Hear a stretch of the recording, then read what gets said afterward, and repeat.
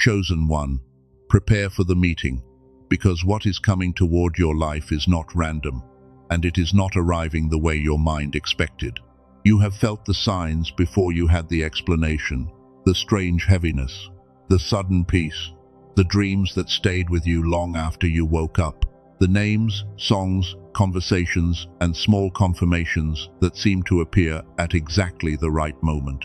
And even if nothing around you has fully changed yet, something inside you knows that the atmosphere is different. God is not using this message to make you panic.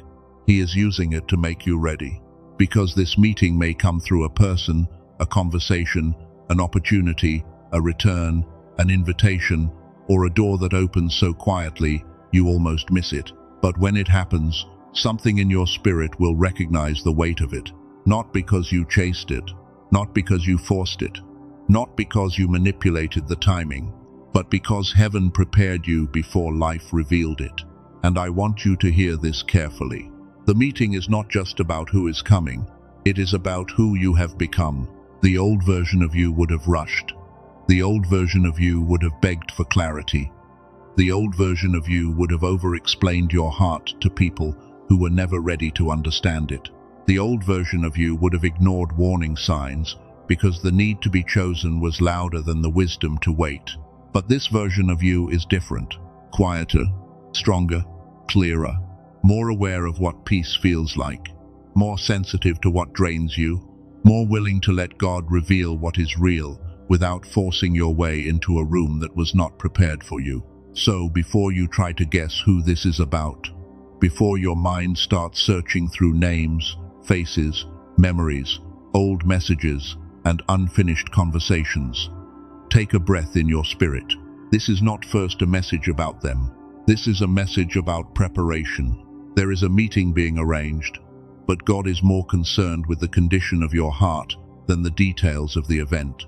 There is a door being prepared, but God is more concerned with whether you can walk through it without losing yourself. There is a conversation being set in motion, but God is more concerned with whether you can listen from peace instead of fear. And I hear this strongly. Prepare your heart, not your panic. Prepare your discernment, not your suspicion. Prepare your silence, not your speech. Because when God sends a meeting, He does not need you to perform. He needs you to be present. And if you stay with this until the end, you are going to understand what this meeting really means, why the signs have been appearing before the evidence, why God had to hide you before He allowed certain people or opportunities to find you, and how to prepare without chasing, forcing, or falling back into the old version of yourself.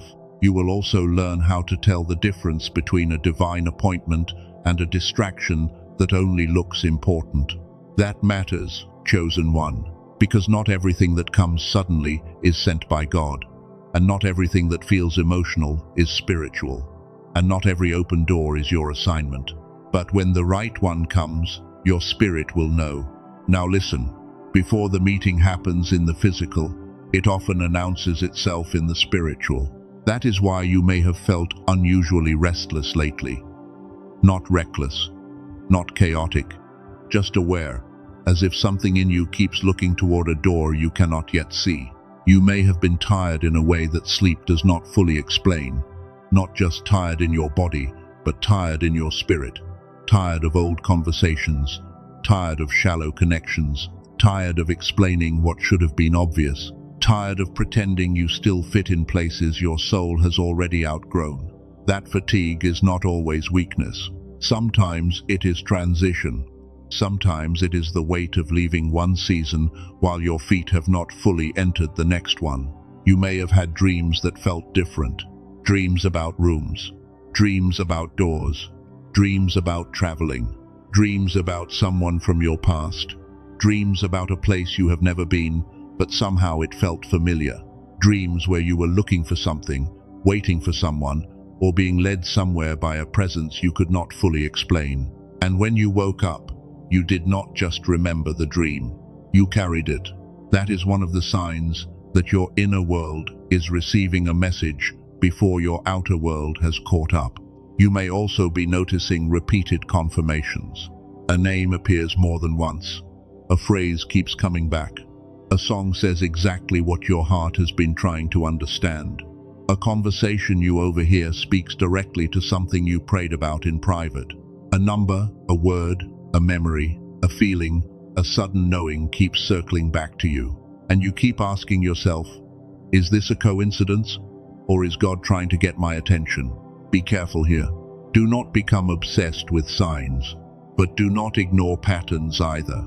There is a difference between chasing signs and recognizing confirmation. Chasing signs makes you anxious. Confirmation makes you steady. Chasing signs makes you desperate. Confirmation makes you quiet. Chasing signs pulls you out of peace. Confirmation pulls you deeper into awareness. Another sign is that your tolerance has changed. Things you used to accept now feel heavy. Conversations that used to entertain you now drain you. People who used to have unlimited access to your energy now feel too loud for the place God is building inside you. You are not becoming cold. You are becoming clear. You are not becoming arrogant. You are becoming aligned. You are not rejecting everyone. You are learning that access to you must agree with what God is forming in you. This is why certain environments feel different now. The same room feels smaller. The same people feel heavier. The same habits feel emptier. The same distractions no longer satisfy you. And if you are honest, a part of you has wondered, what is wrong with me? Nothing is wrong with you. Something is changing in you. God is not only preparing a meeting, He is preparing the one who will enter it. And this is where many chosen ones misread the season. They think the discomfort means they are losing something. But often, the discomfort means God is separating them from what cannot come into the next room. Because there are rooms you cannot enter with the old appetite. There are blessings you cannot carry with the old insecurity. There are conversations you cannot handle with the old wound still controlling your response.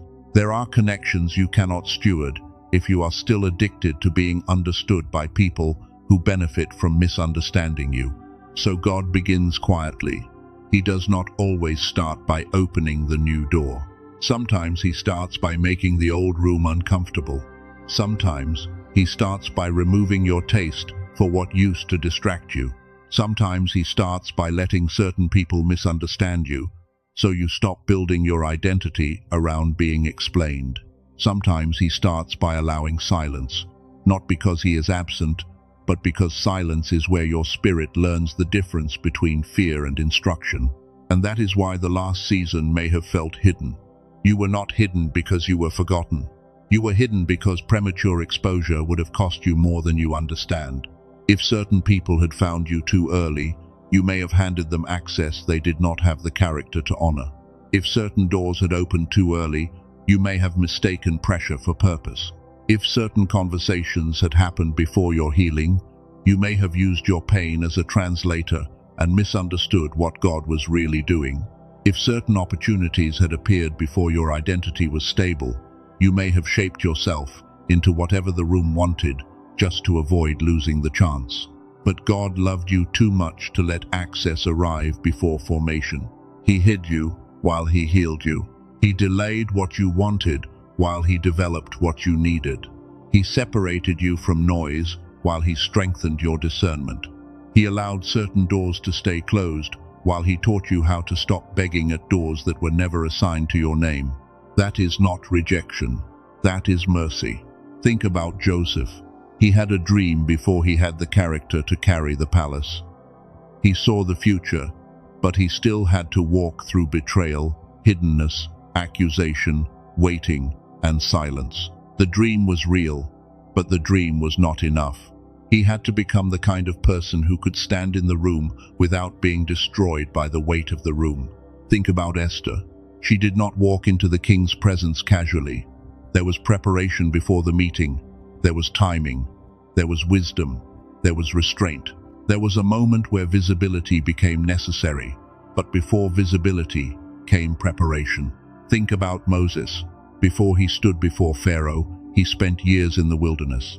The wilderness was not wasted time. It was where the deliverer was stripped of self-reliance, softened from impulse, and prepared to carry an assignment bigger than his own emotions. And now look at your life. Maybe the delay was not denial. Maybe the silence was not abandonment. Maybe the hiddenness was not punishment. Maybe what felt like being overlooked was actually God keeping you covered until your spirit could carry what your prayers were asking for. Because the meeting coming toward you has weight, and weight requires preparation. Now here is the twist. The meeting is not first about who is coming. It is about who will be standing there when they arrive. Because if the meeting happened 2 years ago, you may have reacted from fear. If it happened 1 year ago, you may have tried to prove your worth. If it happened 6 months ago, you may have ignored your own discernment just because the moment felt emotional. If it happened before you learned silence, you may have said too much. If it happened before you learned boundaries, you may have given too much. If it happened before you learned peace, you may have called anxiety a sign. But now, something in you has changed. You do not need to be loud to be powerful. You do not need to be chosen by people to know God has chosen you for your path. You do not need to explain every scar to prove that you survived. You do not need to answer immediately just because someone finally reached out. You do not need to walk through a door just because it opened. That is growth. That is preparation. That is the quiet evidence that God has been doing more in you than you realized. And this is why the meeting can finally happen. Not because you are perfect. Not because you have no fear. Not because you understand every detail. But because you are no longer the same person who would have mishandled the moment. You can pause now. You can listen now. You can feel the difference between peace and pressure. You can sense when something is flattering your ego, but not feeding your spirit. You can recognize when someone is speaking the right words, but carrying the wrong energy. You can wait for confirmation without panicking. You can let God reveal the truth of a thing without grabbing it too early. That is why heaven has been training your restraint. Sometimes the most spiritual thing you can do is not respond right away. Sometimes the most powerful thing you can do is not announce what you sense. Sometimes the clearest sign of maturity is the ability to hold a promise without exposing it to people who would not know how to protect it. So how do you prepare before they come? Not by obsessing, not by rehearsing conversations, not by checking messages every few minutes, not by trying to force the universe to give you a date, a name, or a guarantee. You prepare by becoming quiet enough to recognize God when the moment arrives. This is where you must practice the silent room rule. Inside your mind, imagine that God has prepared a room within you, not a physical room, but a sacred inner place where your peace is protected. In that room, not every voice is allowed to enter. Not every opinion gets a seat. Not every fear gets a microphone. Not every memory gets to decide what this next season means. When you feel tempted to tell everyone what you sense, bring it into that inner room first. Ask yourself, does this need to be shared? Or does it need to be guarded? Does this person have the wisdom to hold what God is forming, or are they only curious? Will speaking this increase peace, or will it invite noise? Chosen one, some things are not weak because they are hidden. Some things are holy because they are hidden. A seed does not explain itself while it is underground. A child is not formed in public. A promise does not need a crowd before it has roots. So protect the atmosphere. The second thing is what I call the 3 signs check. When something or someone approaches your life, do not only ask, does this feel exciting? Ask, does this carry peace? Ask, does this agree with the person God has been forming me to become? Ask, does this confirmation come with clarity over time, or does it demand a rushed decision from my fear? Because peace is different from excitement. Excitement can be loud and still be empty. Peace can be quiet and still be powerful. Excitement wants you to move fast. Peace gives you permission to move wisely. Excitement fears missing out. Peace trusts that what God sends will not require you to abandon yourself in order to keep it. The third thing is the peace before response protocol. When the meeting comes, and it may come through a message, a call, an offer, a conversation, or a sudden opening, Do not let your first emotion become your final answer. Let your spirit breathe before your mouth speaks. Let your heart settle before your hands respond. Let the first wave pass before you decide what the moment means. Inside yourself, picture the words you want to say, resting on a table before God. Do not throw them. Do not chase with them. Do not use them to prove your value. Let them sit there in the light until fear separates from truth. Then respond from the part of you that is steady, not the part of you that is afraid to lose, not the part of you that wants to be picked, not the part of you that still remembers rejection and tries to prevent it from happening again. Respond from the part of you that knows God is your source, because when God is your source, you do not worship the meeting. You do not worship the person. You do not worship the opportunity. You do not worship the open door. You honor it. You discern it. You walk through it only if peace goes with you. And if peace does not go with you, you do not call it loss. You call it protection. This is important because some of you are about to face a moment that looks like an answer, but it will still require discernment. A person may return, but return does not always mean repentance. An opportunity may open, but open does not always mean assigned. A conversation may feel emotional, but emotional does not always mean holy. A door may look impressive, but impressive does not always mean aligned. That is why God prepared your discernment before He allowed the meeting, because the enemy can send noise. Fear can create fantasies. Loneliness can dress up as confirmation. But peace has a different sound. Peace does not pressure you to betray your growth. Peace does not require you to abandon your boundaries. Peace does not make you smaller so something else can feel bigger. Peace does not punish you for asking God for clarity. And when the real meeting comes, even if you feel nervous, there will be a deeper steadiness underneath it. A quiet knowing, a sacred pause, a sense that you do not have to perform to be accepted in what God has arranged. This is the version of you God has been preparing. The version who no longer runs after what is leaving. The version who no longer begs for access to what God has closed. The version who no longer confuses intensity with intimacy. The version who no longer mistakes chaos for chemistry. The version who can stand before the meeting and say, if this is from God, I will recognize the fruit. If this is not from God, I will not be seduced by the appearance. That is power, and it did not come cheaply. It came through the years you thought were wasted. It came through the nights you cried and still chose not to become bitter. It came through the doors that closed and taught you how to stop forcing.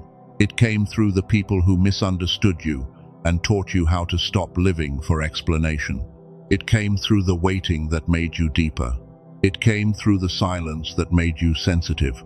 It came through the hidden season that made you whole. So know, chosen one, you are not behind. You are being positioned. You are not forgotten. You are being covered. You are not empty. You are being cleared. You are not losing everything. You are being made ready for what could not fit inside your old life. And now I need to leave you with this before we go deeper. There is another layer to this preparation that most people never talk about.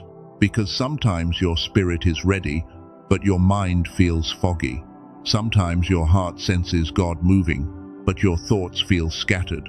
Sometimes you know something is coming, but you cannot stay clear enough to recognize the difference between fear, intuition, memory, and instruction. And that matters, because the meeting outside you requires clarity inside you. There is a reason your focus has been under pressure. There is a reason your mind has felt like it is carrying static.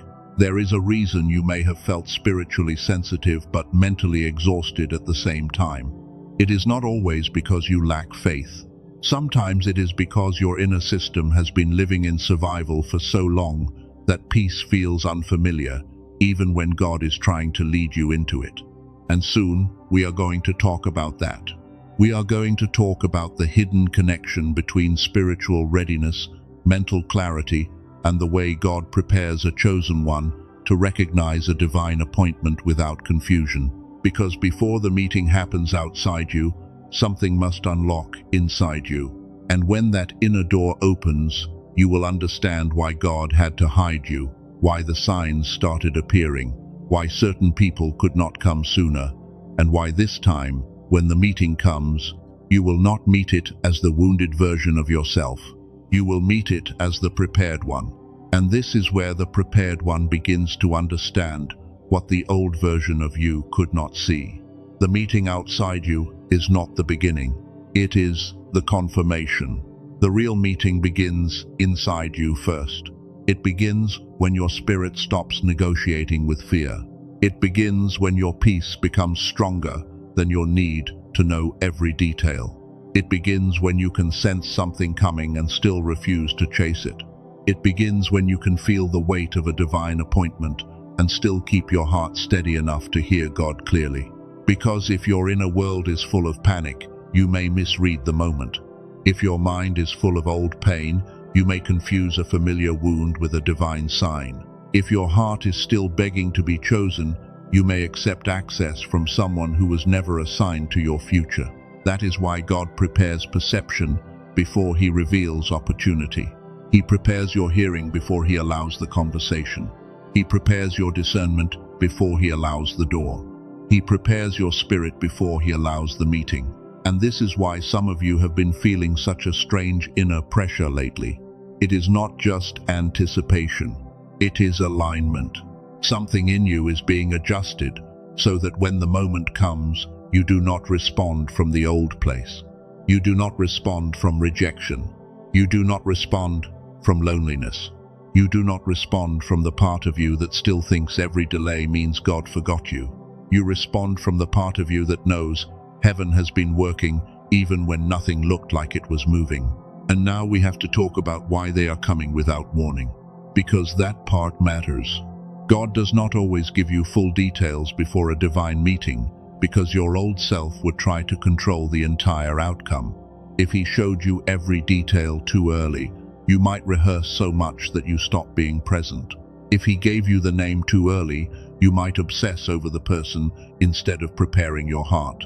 If He showed you the door too early, you might run toward it before the timing was right. If He revealed the conversation too early, you might build an entire future around one moment that still needs discernment. So sometimes God lets the meeting come suddenly, not to harm you, not to confuse you, not to leave you unprepared, but to reveal what preparation has already done inside you. Suddenness reveals formation. Suddenness reveals whether your peace is real. Suddenness reveals whether you have learned to pause. Suddenness reveals whether you still worship access, or whether you now worship the God who opens and closes doors. This is why the meeting may come without warning, but not without preparation. Your calendar may not know. Your friends may not know. Your phone may not know. Your surroundings may look the same, but your spirit knows. That is why you have felt the shift. That is why ordinary things have carried unusual weight. That is why the same name keeps returning. That is why your dreams have felt more vivid. That is why your tolerance for confusion has become lower. That is why peace has become more important to you than attention. God has been warning your spirit before He allowed your eyes to see the evidence. And I hear this for someone. I did not delay it to deny you. I delayed it to align it. Because what is coming is not just about arrival. It is about agreement. The person, the opportunity, the conversation, the door, the moment. It must agree with what God has been forming in you. If it requires you to become the old version of yourself to keep it, it is not the meeting God prepared. If it demands panic, it is not peace. If it demands that you shrink, it is not alignment. If it flatters your wound, but does not honor your growth, it is not your assignment. Chosen one, you need to understand the 3 levels of this meeting. The first level is a meeting with a person. This may be someone new. It may be someone returning. It may be someone who carries information you did not expect. It may be a mentor, a helper, a decision maker, a partner, a witness, or a person God uses to confirm something you have been sensing privately. But do not idolize the person. God can use a person, but the person is not your God. God can send a conversation, but the conversation is not your source. God can allow someone to appear at the right time, but they are still human, and human vessels must be discerned. This is where your old self would have rushed. If someone returned, your old self might have called it destiny before testing the fruit. If someone offered attention, your old self might have confused being noticed with being valued. If someone opened a door, your old self might have ignored every warning sign because the opportunity looked like an answer. But this version of you must be slower, not suspicious, slower, not closed, clear, not afraid, discerning. When the person comes, ask what their presence produces in your spirit. Do they bring peace, or do they awaken the old addiction to proving yourself? Do they respect your boundaries, or do they only want access to the parts of you they can use? Do they recognize your growth, or do they keep trying to pull you back into the role you survived? Because a divine connection will not require you to betray the healing God gave you. The second level is a meeting with an opportunity. This may be a job, a message, a proposal, a collaboration, a relocation, a creative assignment, a financial door, a ministry door, or an invitation into a room you never thought would remember your name. It may look small at first. A short message, a simple question, a casual introduction, a meeting that almost feels ordinary. But some doors do not announce their size when they open. Some of the biggest shifts begin with small obedience. Some of the greatest turns begin with quiet invitations. Some of the most important rooms begin with one conversation that did not look impressive to anyone else. But again, chosen one, discernment matters. Not every open door is your door. Not every opportunity is holy because it looks big. Not every offer is from God because it came after a long season of waiting. Sometimes the enemy uses urgency to imitate timing. Sometimes fear uses scarcity to imitate wisdom. Sometimes your own tiredness can make you accept something simply because you do not want to wait anymore. So when the opportunity comes, do not only ask, is this impressive? Ask, is this aligned? Does it agree with your values? Does it make room for your peace? Does it require you to compromise what God just taught you? Does it honor the person you are becoming? Or does it reward the version of you that used to overwork, overgive, overexplain, and disappear inside other people's expectations? The third level is the deepest. It is the meeting with your prepared self. This is the level most people miss. They are so focused on who is coming that they do not notice who they have become. They are so focused on the door that they do not notice their own posture has changed. They are so focused on the conversation that they do not notice they are finally able to speak without begging, listen without fear, and walk away without collapsing. This is the real meeting. You are meeting the version of yourself that God formed in the hidden place. You are meeting the version of yourself that does not need chaos to feel alive. You are meeting the version of yourself that can receive love without losing wisdom. You are meeting the version of yourself that can accept an opportunity without worshipping it. You are meeting the version of yourself that can be seen without performing. You are meeting the version of yourself that can be misunderstood and still remain whole. That is why the meeting is sacred. Not because it makes you important, but because it reveals what God already made whole in you. And now comes the part that will make sense of the waiting. You thought you were the only one being prepared. You thought you were sitting in silence while everyone else moved on. You thought you were the only one being stretched, corrected, slowed down, refined, and made ready. But God was working on the other side too. He was moving timing. He was adjusting hearts. He was closing wrong doors. He was delaying premature access. He was allowing certain people to experience what life feels like without your presence. He was letting certain opportunities mature until they could meet you at the level of your preparation. He was arranging details you could not see, conversations you could not hear, and decisions that had not yet reached your name. You were not waiting alone. The other side was being moved. This is why you cannot curse the delay. The delay may have been protecting both sides, from a meeting that would have happened too early. The delay may have been saving you from a version of the opportunity that was not ready. The delay may have been allowing someone else to realize what they could not see when they had access to you. The delay may have been teaching you how to stop treating every closed door like a personal rejection. Because when God aligns a meeting, He does not only prepare the person who is waiting, He prepares the room, He prepares the timing, He prepares the atmosphere, He prepares the conversation, He prepares the courage, He prepares the clarity. And when all of it reaches the appointed moment, what looked delayed can suddenly move. Not because God changed His mind, but because the pieces came into order. This is where the seed from earlier becomes important. Because for many chosen ones, the spirit has been sensing movement, but the mind has been carrying fog. And that fog matters. You can be spiritually sensitive and still mentally exhausted. You can love God and still feel scattered. You can sense that something is coming and still struggle to hear clearly because your nervous system has lived in survival for too long. You can have deep intuition, but if your mind is overwhelmed with noise, fear, memory, pressure, and old disappointment, that intuition can feel buried under static. That is why clarity is not a small thing. Clarity helps you recognize the meeting. Clarity helps you hear peace. Clarity helps you separate fear from instruction. Clarity helps you know when to speak, when to wait, and when to walk away. And I want to share something with you gently, because this will not be for everyone. There is a reason some chosen ones feel like they were sharper when they were younger. Maybe when you were a child, you learned quickly. You felt deeply. You sensed things before people explained them. You had unusual imagination, unusual intuition, unusual awareness. And then life got loud. Stress got louder.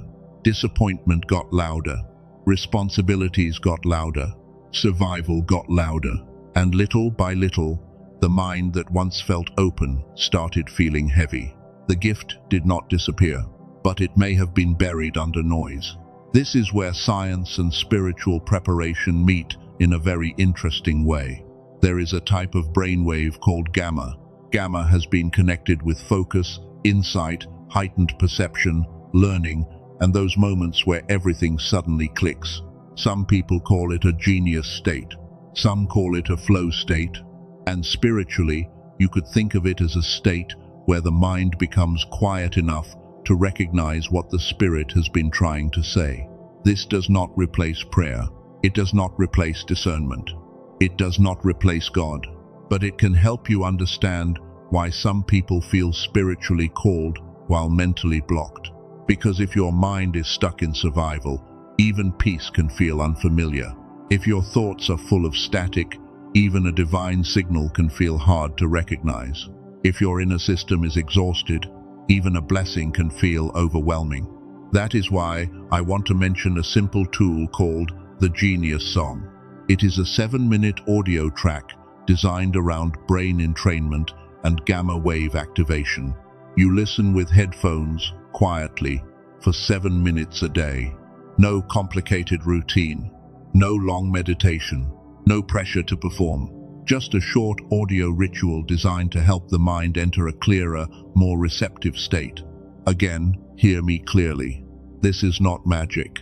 This is not a guarantee that a person will call you, money will appear, or every problem will vanish. That is not how we are framing this. The meeting still belongs to God. Your discernment still matters. Your responsibility still matters. But for the chosen one who feels spiritually aware yet mentally foggy, this may be a supportive tool for clarity, focus, and inner alignment. And I know what some of you may be thinking. You have tried so many things. You have tried to focus. You have tried to pray through the noise. You have tried to stay consistent. You have tried to calm your mind. And sometimes it feels like nothing reaches the place where the fog actually lives. That is why this matters. Traditional biofeedback sessions can cost hundreds of dollars per hour, and home devices can cost thousands. But the idea behind the Genius Song is that this technology has been compressed into a simple audio track you can use at home in 7 minutes. The original price is $49, but right now it is available for $39 through the link connected to this message. And with it, there are several bonuses included, including a child-focused audio, a classic book connected to prosperity thinking, a guided visualization, and an infographic with simple habits for building a better future. There is also a money-back guarantee, which means you can explore it without carrying the fear that you are trapped if it does not feel right for you. And I need to say this with care. Do not search randomly for it on other sites. There are fake versions and imitation pages that use similar names, but do not carry the same audio technology, bonuses, or guarantee. If you feel led to explore it, use only the link placed in the description and the pinned comment. Not because you are being pressured, but because if you choose to investigate it, you should at least be looking at the correct source. And if it does not resonate with you, release it in peace. The point is not to chase a product. The point is to honor clarity, because when the meeting comes, you do not want to be so mentally exhausted that you cannot hear what peace is saying. You do not want old fear translating a new door. You do not want survival to make decisions that should be made from wisdom.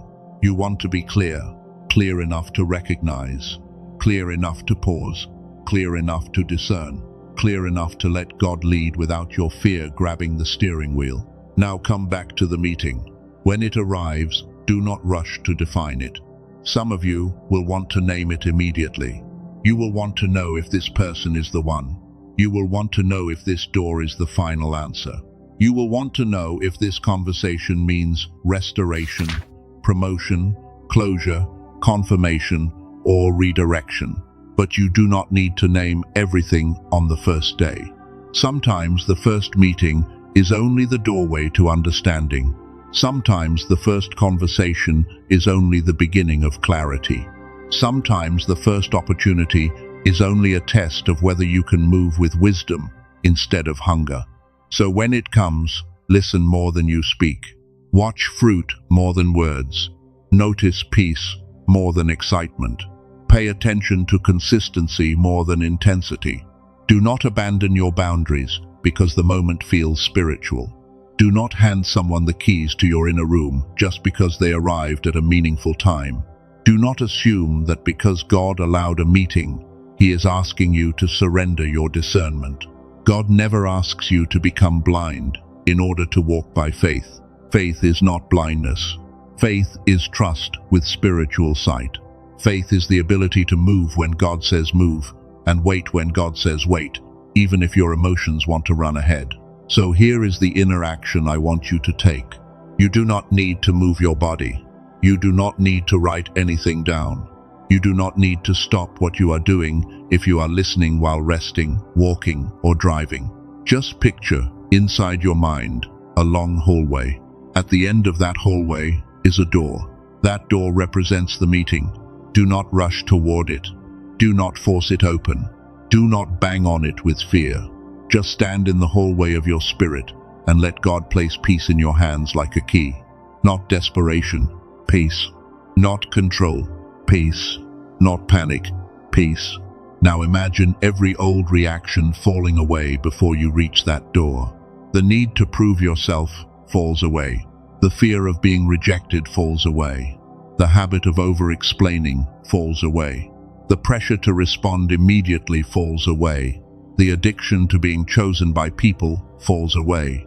And what remains is the prepared one, the one who can receive without shrinking, the one who can listen without losing themselves, the one who can walk through a door without worshipping the room, the one who can hear a person speak and still listen for God underneath the words, the one who can say yes with peace, the one who can say no with peace, the one who can wait with peace, the one who can walk away with peace.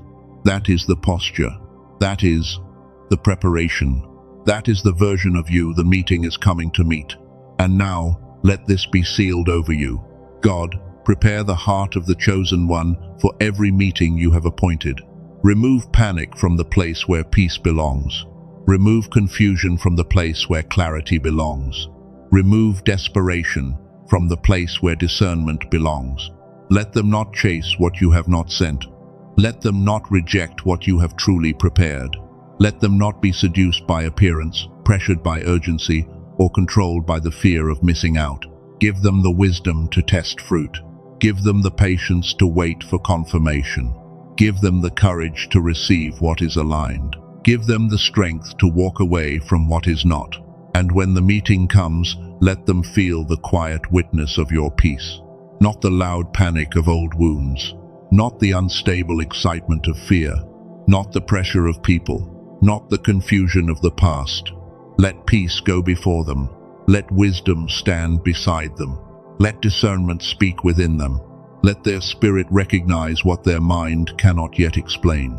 And let them remember that no person is their source, no opportunity is their identity, and no door is greater than the God who opens it. Chosen one, you are not meeting this moment as the broken version of yourself. You are not meeting it as the abandoned version. You are not meeting it as the desperate version. You are not meeting it as the one who begs to be seen. You are meeting it as the prepared one, the one formed in silence, the one refined by delay, the one strengthened through rejection, the one covered in hiddenness, the one who learned that peace is not weakness, the one who learned that waiting is not failure, the one who learned that closed doors can be mercy, the one who learned that God does not waste wilderness. So prepare for the meeting, not with fear, with peace, not with obsession, with discernment, not with control, with trust. They may come without warning, but you will not be unprepared, because God has been preparing you all along. And when the door opens, you will not have to become someone else to walk through it. You will only have to stand as the person God has already made you. Steady, clear, quiet, ready. The meeting is coming, but so is the version of you that can finally carry it.